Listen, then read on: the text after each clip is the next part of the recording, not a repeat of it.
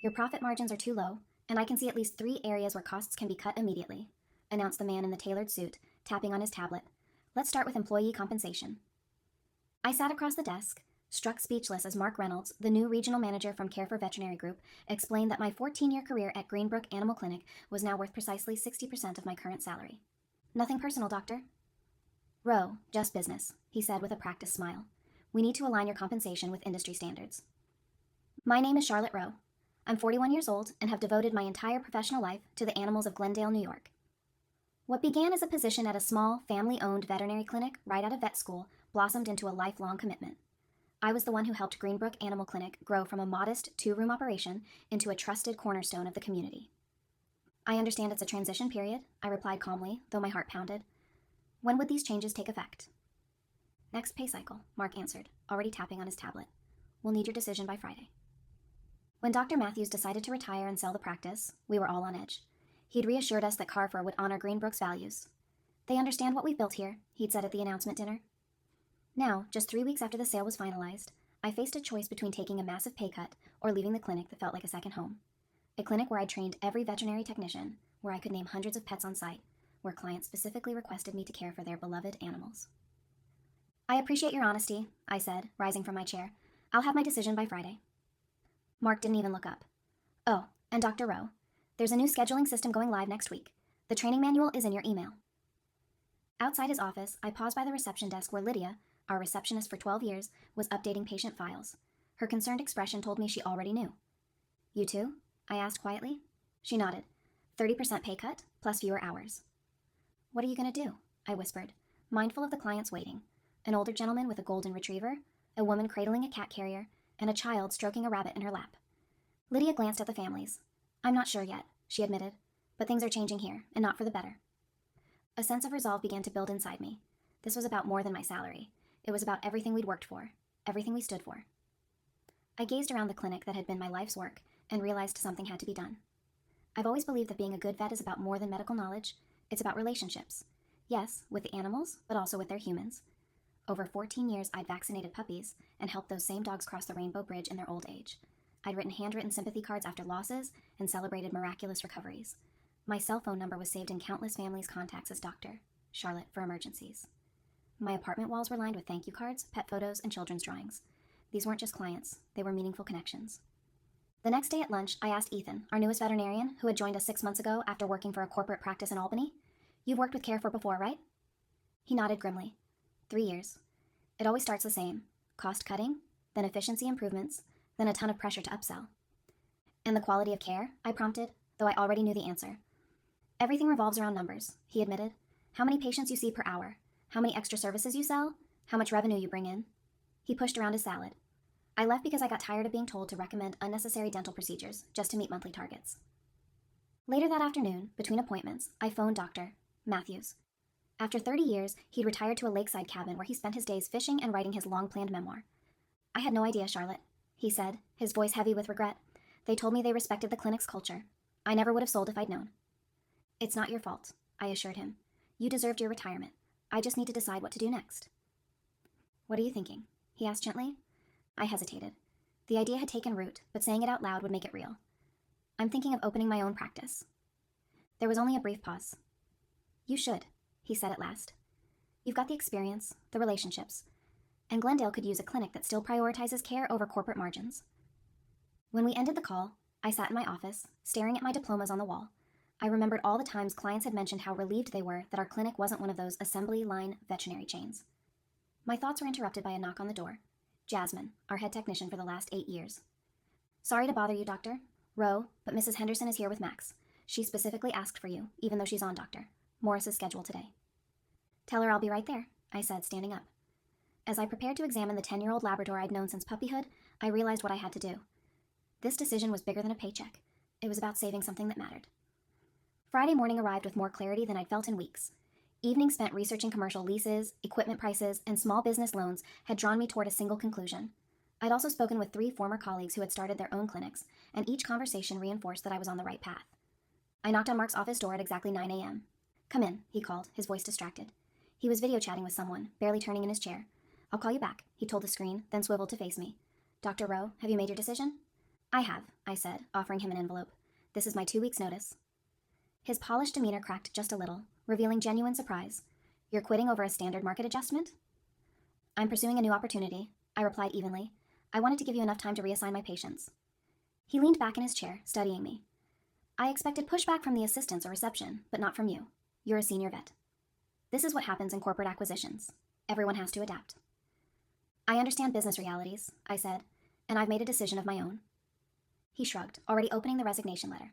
Human resources will be in touch. I assume you'll be joining another clinic? Something like that.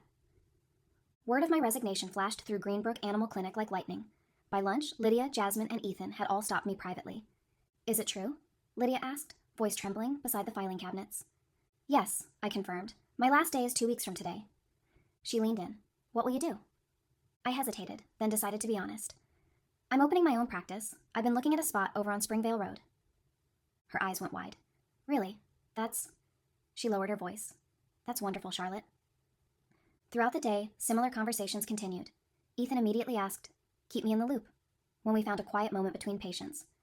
That night, I sat at my kitchen table, scribbling plans on a legal pad. My phone buzzed with a text from Jasmine. Whatever you're planning, count me in. I was on my 3rd cup of tea when the reality of the day's events sank in. As I was leaving the clinic, Mrs. Parker stopped me in the parking lot. Her cat, Buddy, had been my patient since she adopted him 6 years ago. I overheard a text say you're leaving, she said, clearly upset. Is that true? When I confirmed it, she responded without hesitation, Where will you go? Buddy and I will follow you. That simple show of loyalty made me realize something profound. I wasn't just a vet to these people. I was their vet. Carefor had gravely underestimated that bond. Gazing at my half-finished notes, I felt a surge of purpose. This was now about more than wages. It was about building something better, something worthy of the trust my patients and their families had given me. The next 2 weeks were the longest of my career. I maintained my usual diligence and compassion in every appointment, but tension simmered under every interaction with management. Mark started hovering during my exams, clipboard in hand, taking notes on efficiency. He also scheduled an exit interview for my last day, reminding me daily of the so-called non-solicitation clause in my contract, a clause my lawyer friend suspected was unenforceable under our state's laws. What Mark didn't know was that I had already signed the lease for a storefront just 7 minutes across town. Previously a pediatric office, the space already had much of the infrastructure we needed. Financing came through a local bank I'd used for years, and suppliers I'd worked with offered me great payment terms. We value relationships too, my supplier rep told me at a discreet lunch, and we've seen what happens to quality when Carefor takes over. We always prefer to support independent practices. I kept my future plans as quiet as possible while still wrapping up my duties, yet word spread among clients anyway. Almost every day someone would ask, So, where exactly is your new clinic going to be, doctor? Row. Or, when can we schedule with you again? I'd give polite, non-committal answers, wary of the newly installed quality assurance microphones in each exam room. But I could see the disappointment in their faces as they realized my time at Greenbrook was ending. On Wednesday of my final week, Mark summoned me again. This time, irritation replaced his usual corporate polish. Several clients have asked about your next steps, he said. I have to remind you of your contractual obligations. I'm well aware of them, I replied. I've simply told everyone that I have no definite plans to announce. He tapped his pen on the desk. Carefor spent a lot of money acquiring this clinic, Dr. Rowe. They won't look kindly on anyone undermining that investment. I understand, I said calmly. Anything else? He studied me. We may have been a bit aggressive with our initial compensation adjustment. We're open to revisiting it. It caught me off guard. Perhaps they realized they'd gone too far, but it was too late. The lease was signed, equipment ordered, and my new clinic, Parkland Veterinary Center, was already taking shape in my mind. Thank you, Mark, I said, but my decision stands. That afternoon, Lydia quietly left a folded note on my desk, a list of 20 clients who had phoned in, specifically asking for me. At the bottom, she'd scrawled, These folks want to know where you're headed. P.S. When you're ready to hire a receptionist, call me first. That night, I met Ethan and Jasmine at a cafe, well away from Greenbrook. Over steaming coffees, I shared my plan in detail. I've got a lease on Springvale Road, I told them. I'll call it Parkland Veterinary Center. If everything goes right, I can open in about 6 weeks. 6 weeks, Jasmine repeated. My hours are cut to part-time in 3. Interesting coincidence. Ethan leaned forward. So what's your staffing plan? I gave a small smile. I need a vet who sees patients the way I do and a lead tech who believes in the same approach. Their matching smiles told me everything. By the time we left, I'd effectively gained my first team members. The pieces were falling into place, though I had no idea Carefor was about to speed things up even more. The second to last day at Greenbrook started with a shock. A new price list had been posted on the break room bulletin board, effective immediately, a 30% hike across nearly all services. Vaccines that had cost $40 were now $60. Dental cleanings jumped from $280 to $400.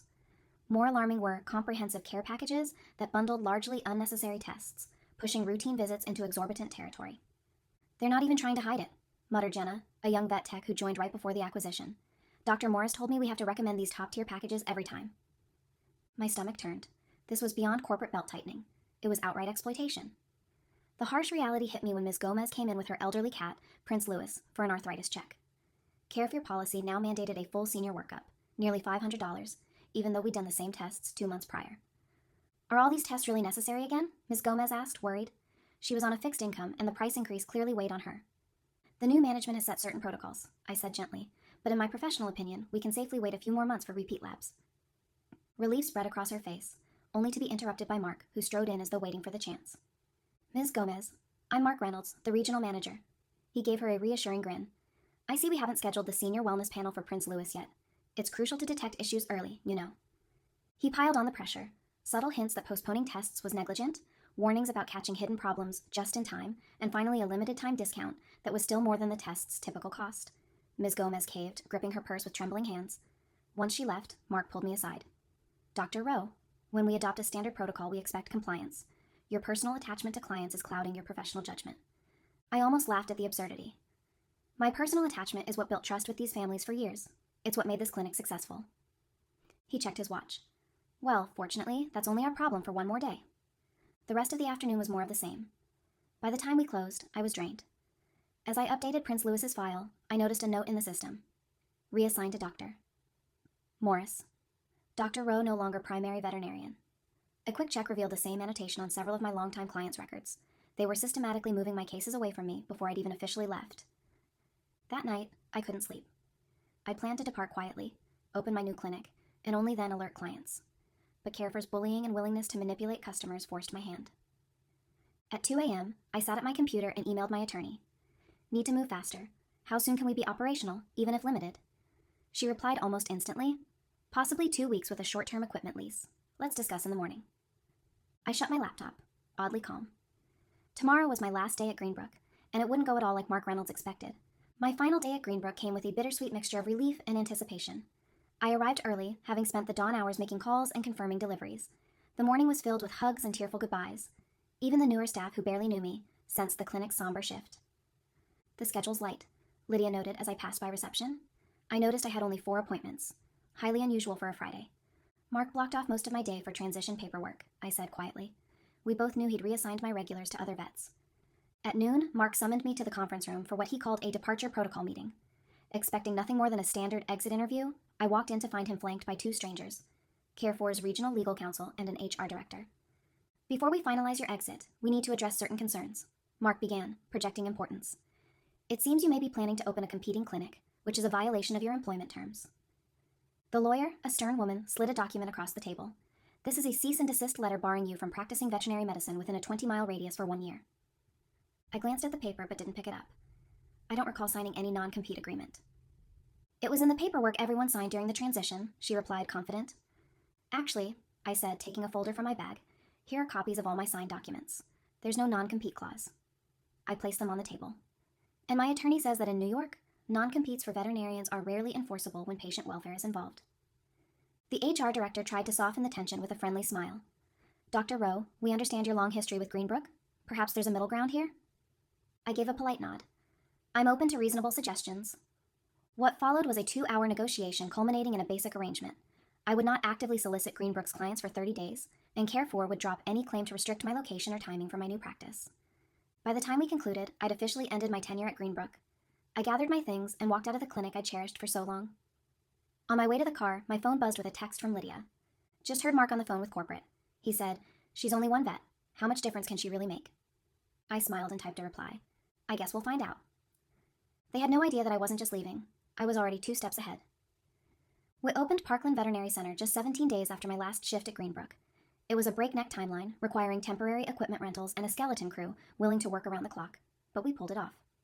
Ethan came on board as our second vet, Jasmine as head technician. Lydia quit Greenbrook the same day our reception desk arrived, citing Carefor's toxic environment in her resignation letter. Our plan was a soft opening with a limited appointment schedule, giving us a chance to test our systems. I had personally phoned only about 20 long-term clients whose pets needed urgent follow-ups. Yet at 8:45 a.m., 15 minutes before we officially opened, I peered outside to see a line of people and pets stretching from our front door down the block. Ethan gaped. "Did you call all those folks?" I shook my head. I only contacted a few. Lydia, already at the front desk, grinned. Word got out. One by one, familiar faces walked through the doors. Mrs. Henderson with Max the Labrador, the Garcia family with their 3 rescue cats, Mr. Johnson and his ancient tortoise. Clients I'd known for years, even decades. I heard versions of the same story all morning. "We saw on social media you were opening, and we didn't want to miss it." By lunchtime, we'd already added 70 pets to our new system. By closing time, that number had doubled. People brought us homemade cookies, flowers, and congratulatory cards. One family even delivered pizza for lunch. As we shut the doors that evening, exhausted but elated, I got a text from a former Greenbrook employee. "Emergency meeting tomorrow morning. Apparently the schedule at Greenbrook is suddenly wide open." The following week was beyond anything I'd imagined. We had to extend our hours and hire additional staff. By the end of the first month, we'd enrolled 800 pets, roughly 70% of Greenbrook's previous client roster. What struck me most wasn't how many people followed me, but why. We barely advertised aside from a single newspaper announcement. Most clients heard through word of mouth or online community groups. Many recounted horror stories of Carefor's new fees and protocols, contrasting them with our transparent, personalized approach. About 3 months after we opened, I received an unexpected visitor, Dr. Matthews himself. He walked through Parkland's doors with a wide smile. "I had to see it for myself," he said, looking around at the bright, bustling clinic. "You've built something truly special here, Charlotte." Staff and clients greeted him like family. Many of them told him how sad they were to see him retire, but how thrilled they were with Parkland's personal touch. "I never should have sold to Carefor," he confided quietly as we wrapped up a tour. "I wish I'd come to you first." "Everything ended up how it was supposed to," I assured him. That afternoon, I received an email from Mark Reynolds. "I'd like to schedule a meeting to discuss the changing veterinary landscape in Glendale." I grinned as I typed back, "I'm free next Tuesday at 2 p.m. Nothing personal, just business." Sometimes, success isn't just about making more money or proving someone wrong. It's about creating the place you were always meant to build. A place where wagging tails, gentle purrs, and genuine compassion take precedence over profit margins. And that, in the end, is the best outcome of all.